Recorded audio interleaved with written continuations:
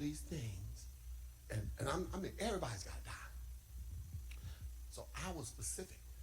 Why so many are dying and they're not getting old? They're not living into old age. Watch this. And as the Lord began to deal with me, it made so much sense. Watch this. Book of 1 Samuel 25. I'm going to read 9 through 13 and 18 through 19. Look what it says. And when David's young men came, they spake to Nabal according to all the words in the name of David and ceased.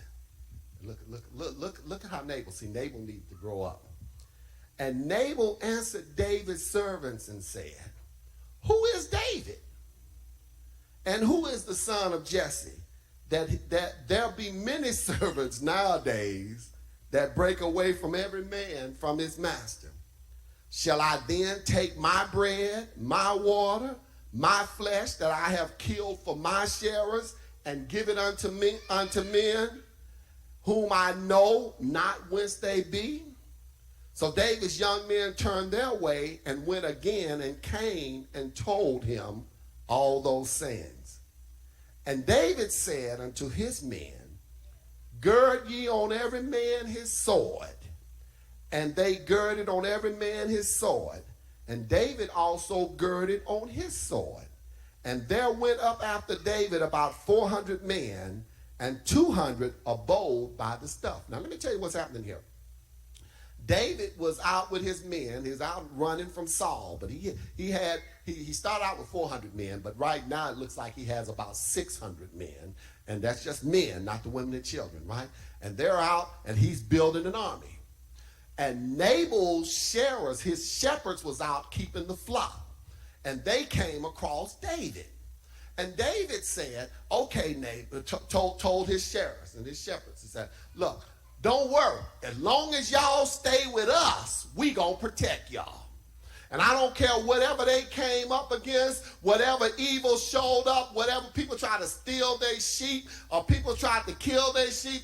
David and his men stood up and fought for them, and they didn't lose one thing. They didn't lose any sheep. They didn't lose any other cattle. They didn't lose anything. So all that. And nobody asked David and them to do it. David and them said, it's just the right thing to do, right?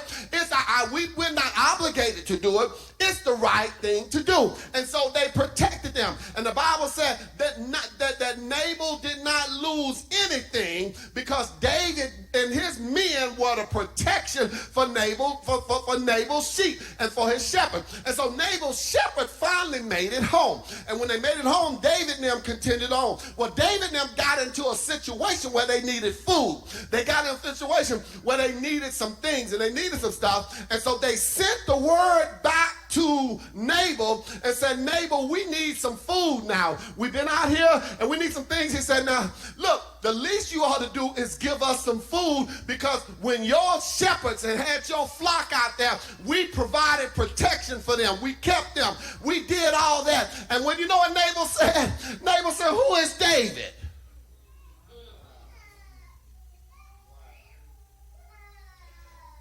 And when I was questioning the Lord gave me a lesson on righteous and justice. You can be righteous and unjust. Oh, watch this now. Y'all better get me on this one.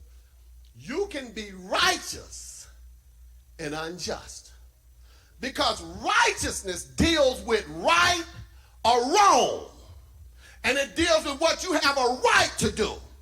But justice deals with fairness. And sometimes what you have a right to do is not fair. Oh, y'all ain't gonna talk to me here now. I ain't gonna talk to them. The Lord began to deal with me. The Lord began to deal with me. And when the Lord got through dealing with me, I got scared. And I'm gonna tell you why I got scared. Sometimes you can be right. So Nabal was right in what he was doing, because he had every right to say, this is mine, it belongs to me, and I'm not giving it to anybody, right? But he wasn't just because he wasn't fair, because David provided protection, and David then, Nabal should have went back and reciprocated good for good.